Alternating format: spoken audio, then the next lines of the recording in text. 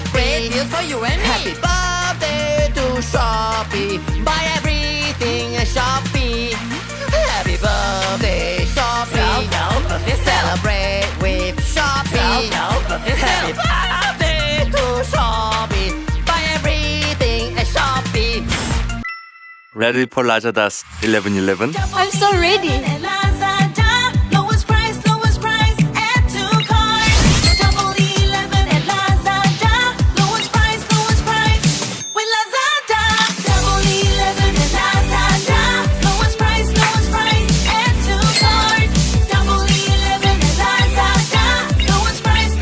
Add to cart now.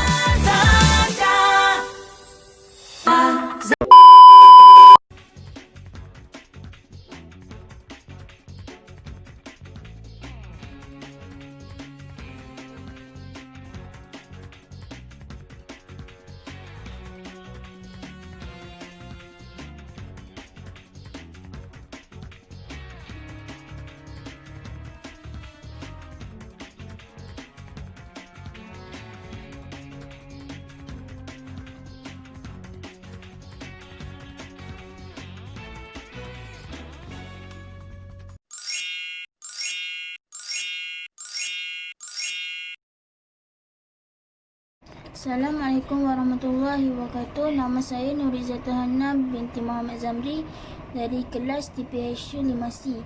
Saya akan menerangkan mengenai pengenalan bagi tajuk Undang-Undang Kontrak E-Dagang, iaitu dengan adanya teknologi seperti komputer, internet telah banyak mengubah corak dan gaya hidup masyarakat pada masa kini.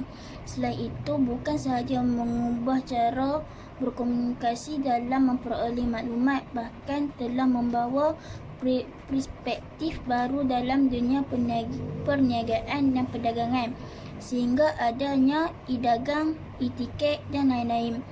Jual beli merupakan salah satu bentuk urus niaga yang paling utama di dalam e-dagang. Contohnya pembelian, penjualan, pertukaran dan pemindahan produk perkhidmatan atau maklumat adalah melalui internet. Selain itu, konsep dan kerangka e-dagang bukanlah dari muamalah Islam, namun mengenai urus jual beli, fuqaha telah meletakkan asas dan teori yang jelas sebagai panduan. Seterusnya saya serahkan kepada pembentang yang seterusnya. Bismillahirrahmanirrahim. Assalamualaikum warahmatullahi wabarakatuh. Nama saya Nurul Maizura binti Muhammad Syafi'i daripada DPHU 5A, dan saya akan terangkan bahagian pembentangan saya, iaitu ciri-ciri kontrak e-dagang. Okey, di sini saya sertakan 8 ciri-ciri kontrak e-dagang, iaitu pembayaran, ketersediaan servis, pengiklanan dan pemasaran, jualan, fulfillment, sokongan terhadap perniagaan, pengurusan inventory dan komunikasi yang selamat. Okey, jom kita lihat yang pertama. Yang pertama ialah pembayaran. Pembayaran secara atas talian. Jadi bila kita menggunakan e-dagang ini, yang memudahkannya ialah kita boleh melakukan pembayaran secara atas talian sahaja. Dan yang kedua ialah ketersediaan servis. Maksudnya servis yang sedia ada ini membantu dalam memudahkan perhubungan di antara pembeli, peniaga dan pembekal. Jadi kadang-kadang macam kita beli dekat Lazada, Shopee macam tu kan, kita dekat negeri lain, penjual dekat negeri lain. Jadi benda tu sangat memudahkanlah untuk jual beli tanpa mengira masa, tanpa mengira tempat. Dan yang ketiga ialah pengiklanan dan pemasaran. Okey, dari segi pengiklanan dan pemasaran ni, peniaga dapat mengiklankan produk dengan secara terbuka, sama ada melalui web ataupun aplikasi-aplikasi e-dagang yang sedia ada seperti Shopee, Lazada dan sebagainya. Jadi dengan adanya aplikasi seperti e-dagang seperti ini, para peniaga tidak perlu untuk mencetak brosur, pamphlet dan sebagainya. Jadi ia lebih memudahkanlah untuk kita menaip dan post sahaja untuk menyiarkan iklan produk peniaga tersebut. Seterusnya yang keempat ialah jualan, memudahkan urusan penjualan produk. Dan yang kelima ialah fulfillment, mencapai tahap kepuasan dalam memudahkan proses penempahan antara produk. Jadi bila kita menggunakan aplikasi e-dagang yang sedia ada, sangat mudah untuk pembeli dan peniaga berurusan, tidak perlu bersemuka dan sebagainya. Okey, dan yang keenam ialah sokongan terhadap perniagaan. Jadi e-dagang ni merupakan salah satu platform untuk memudahkan urusan jual beli dan memajukan perniagaan. Seterusnya ialah pengurusan inventory. Jadi dengan adanya e-dagang ini, kuantiti atau stok daripada peniaga itu mampu untuk diselaraskan mengikut pengurusan aplikasi tersebut.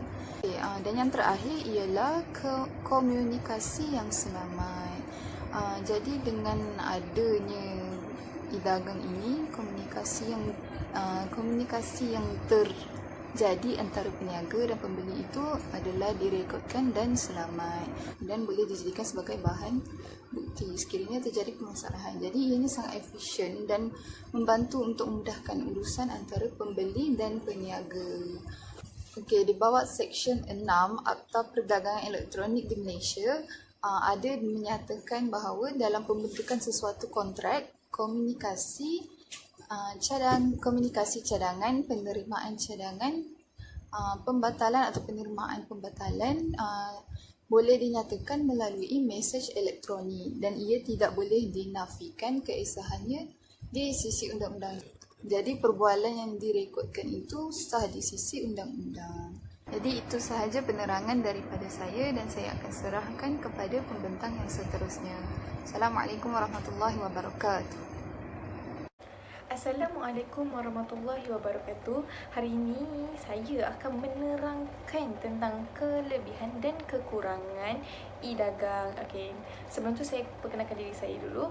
Okey, nama saya Nora Syikib binti Ismail. Saya daripada kelas TPHU 5A. Okey, saya bahagikan kelebihan dan kekurangan ni dari dua sudut, iaitu peniaga dan pengguna. Okey, kita tengok kelebihan dan kekurangan e-dagang dari sudut peniaga dulu ya. Okey, yang pertama, kelebihan dia, kos rendah. Sebagai contoh, peniaga ni tak perlu nak sewa kedai untuk pasarkan dia punya produk. Dia hanya buat di dalam atas talian sahaja. Okey, yang kedua, prospek dan pemasaran luas, iaitu peluang periklanan dan memasarkan barangan atau perkhidmatan lebih luas tanpa had yang ditetapkan. Jadi peniaga tu boleh pasarkan produk dia secara meluas di atas talian, sama ada di dalam Facebook, Instagram, Shopee dan sebagainya. Okey, kekurangan dari sudut peniaga pula. Yang pertama, tidak berupaya mempamerkan produk sebenar. Okey, maklumat yang dipaparkan kurang untuk meyakinkan pembeli. Yang kedua, maklum balas selepas jualan. Okey, peniaga ni tak dapat dia tak dapat nak mengetahui tentang produknya secara langsung. Dia tak tahu produk dia sama ada okey ke semasa dia tak boleh nak tengok secara langsung. Macam dia tak boleh nak tengok barang dia sampai tak dekat pembeli. Macam mana dia nak tengok, macam tu dia post barang tu, lepas tu dia tak dapat nak tengok barang tu secara langsung. Maksudnya sampai ke tak dekat orang tu adakah dalam keadaan baik ataupun tidak. Okey, kita pun tak tahu. Okey, peniaga pun tak tahu. Okey, yang kedua, peniaga sukar mengetahui masalah produknya dan dia sukar untuk mengetahui masalah produknya. Okey, dia tak tahu masalah apa yang terjadi dekat produk dia, sama ada produk dia ada yang tak kena ke, produk dia sampai ke customer, dia tak tahu sama ada benda tu tipu atau tak. Macam dia tak boleh nak tengok sama ada benda tu betul ataupun tidak. Okey, seterusnya kita pergi kepada kelebihan dari sudut pengguna. Okey, dari sudut pengguna, yang pertama, banyak pilihan. Okey, pengguna dapat membuat perbandingan dan mempunyai banyak pilihan dari segi harga, kualiti dan juga perkhidmatan. Okey, kat sini pengguna ni boleh tengok dalam contoh dalam Shopee. Okey, dia pergi kat kedai ni, dia tengok harga kat sini mahal. Kenapa dia pergi dekat kedai lain murah pula. So jadi dia boleh buat perbandingan dekat situ dan perkhidmatan yang dijalankan oleh peniaga tu. Okey, yang kedua, menjimatkan masa. Okey, pengguna ni tak payah nak pergi kedai. Dia pengguna ni just boleh beli dekat dalam talian je. Macam kita tahu sekarang kan ada GrabFood, Foodpanda. Jadi pengguna ni boleh beli dalam talian je. Just bayar, just kalau barang dah sampai boleh bayar. Macam tu. So jadi kat sini boleh mengurangkan masa mereka tu bagi orang yang sayang masa ni. Okey, yang ketiga, keselesaan membuat pilihan pembelian dan perbandingan. Okey, dekat sini pengguna boleh buat, dia selesa lah nak buat perbandingan. Macam contohnya kalau kita nak pergi kedai, kita nak kena kita nak pergi kedai sini pula. Macam tu kita nak pergi kedai, kita pergi kedai DIY. Lepas tu kita tengok kat kedai Eco pula. Kita tengok macam mana, takkan kita nak pergi kat kedai-kedai untuk bezakan harga itu kan. Jadi dekat dalam talian ni kita just boleh macam selesa lah nak bandingkan keselesaan tu, berbanding kita pergi dekat kedai. Okey, seterusnya kita pergi kepada kekurangan dari sudut pengguna. Okey, yang pertama, faktor kepercayaan. Okey, pengguna ni kurang yakin dengan platform e-dagang. Yang kedua, pengguna kurang yakin kerana produk atau perkhidmatan yang dipaparkan. Okey, pengguna ni yang kita tahu kat Malaysia ni pun pengguna kurang yakin lagi untuk membeli di atas talian ni. Sebab apa? Maybe ada isu-isu yang tertentu. Mereka mendengar isu-isu yang tertentu, ada yang kena tipu ke. Yang tu yang mengurangkan mereka untuk membeli di atas talian ini. Okey. Yang kedua, barang pesanan tidak seperti diiklankan. Contoh saya bagi, dekat Shopee. Kita tengok contoh kita nak beli beg. Kita tengok beg tu dalam gambar memang besar. Tiba-tiba sampai kat kita kecil je, macam budak-budak punya. Okey. Yang ketiga adalah tempoh masa penerimaan barang yang dibeli. Okey, sebagai contoh, kita tengok dekat Shopee tu, barang dia cakap barang akan sampai dalam 2 hari. Tapi malangnya barang tu tak sampai pun kat kita. Kita yang nak kena pergi post tu, nak kena pergi ambil barang tu. Sekian, terima kasih. Saya serahkan kepada pembentang seterusnya, iaitu Nurul Syazwani binti Muhammad Yusof. Okay, bismillahirrahmanirrahim. Assalamualaikum warahmatullahi wabarakatuh. Nama saya Nurul Syazwani binti Muhammad Yusof dari kelas di PSU 5B. Nombor kad matrik di HSU 2019-23463. Di sini saya akan menceritakan tentang perbezaan e-dagang dengan kontrak konvensional Akta 1950. Okey, yang pertama, perdagangan secara elektronik, iaitu tawaran yang dilakukan hanyalah di atas talian tanpa bersemuka dan tidak ada komunikasi di antara dua pihak, iaitu penjual dengan pembeli. Okey, pada yang kedua, konvensional, perdagangan secara bersemuka. Tawaran yang diberikan mestilah jelas dan adalah suatu pihak perjanjian yang mengikat pihak-pihak terlibat secara sah mengikut Seksyen 2H Akta 1950. Okey, bermaksud kat sini, perdagangan bersemuka ni, orang yang buat tawaran iaitu penjual. Orang yang menerima tawaran iaitu pembeli. Apabila kedua-duanya menerima tawaran tersebut, penjual membuat tawaran tu dan pembeli menerima tawaran tersebut, maka berlakulah sebuah akad di sini. Yang kedua, e-dagang iaitu pihak yang berkontrak elektronik dari segi keupayaan. Okey, kalau dari segi keupayaan dia mestilah baligh, matang dan berakal. Matang ni dari segi mana? Dia boleh mengurus sesuatu harta dan baik dari segi agama.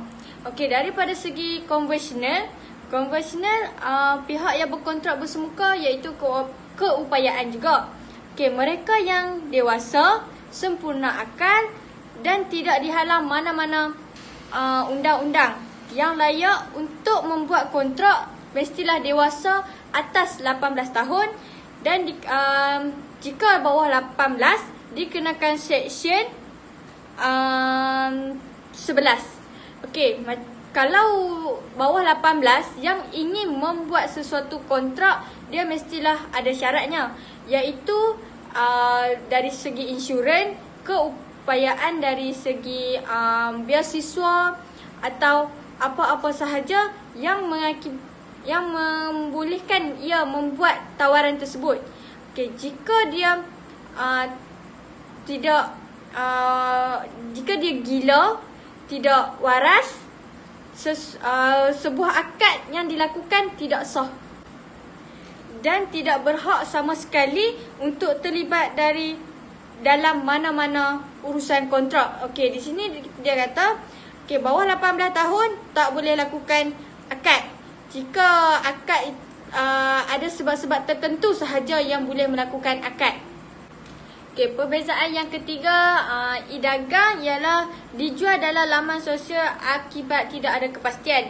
Okey, macam peniaga hanya berniaga di atas talian. Ini berpunca tidak ada adalah unsur ketidakpastian dan khabar tidak jelas. Okey, kat sini pembeli dia tak pasti barang tu sama dia ada ataupun tidak. Sebabnya peniaga ni hanya menjual secara atas talian. Okey, yang kedua iaitu konvensional pula, dijual di kedai dan tapak-tapak perniagaan dengan adanya kepastian. Okey, sebagai contoh, peniaga menjual barangan di hadapan pelanggan dan barangan itu jelas tiada unsur kabur dan tiada unsur ketidakpastian mengikut Seksyen 30. Okey, di sini peniaga dengan pembeli melakukan penjualan tu bersemuka.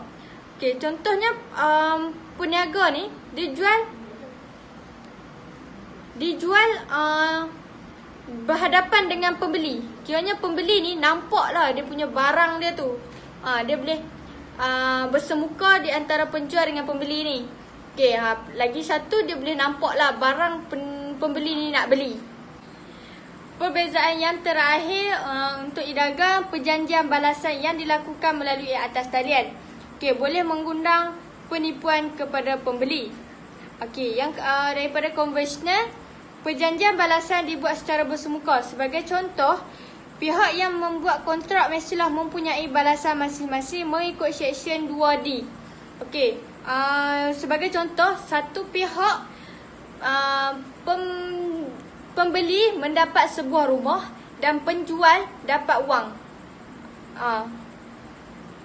Lepas tu bayaran harga dipersetujui oleh kedua-dua pihak. Jika tiada balasan, maka kontrak itu tidak sah. Ini sahaja bahagian saya. Saya serahkan kepada pembentang yang seterusnya. Bye. Assalamualaikum. Assalamualaikum warahmatullahi wabarakatuh. Nama saya Adu Ansharfa binti Muhammad Taudin Elais Muhammad dari kelas THU 5A. Saya akan menerangkan tentang kesimpulan. Kesimpulannya, dengan adanya e-dagang yang merupakan instrumen jual beli secara atas talian ini sangat diperlukan oleh masyarakat zaman globalisasi kini. Hal ini demikian kerana e-dagang merupakan bentuk yang lebih moden dan kompleks. E-dagang ini juga dapat memudahkan masyarakat untuk berniaga dan membeli dengan hanya menggunakan hujung jari saja. Oleh itu, penggunaannya juga dapat menjimatkan masa, kos dan tenaga. Kebanyakan masyarakat sekarang mempunyai teknologi yang canggih seperti telefon pintar dan juga mempunyai aplikasi seperti Facebook, Instagram untuk jual beli secara atas talian ini. Walau bagaimanapun, umat Islam tidak perlulah khawatir kerana penggunaan e-dagang ini juga sah akad antara pembeli dan penjual, walaupun tidak secara bersemuka. Hal ini demikian kerana e-dagang ini tidak bercanggah dengan sistem jual beli dalam Islam dan juga merupakan satu keperluan masyarakat zaman sekarang. Jadi penggunaan e-dagang ini harus dalam Islam selagi ianya tidak bercanggah dengan syariat Islam. Sekian, terima kasih.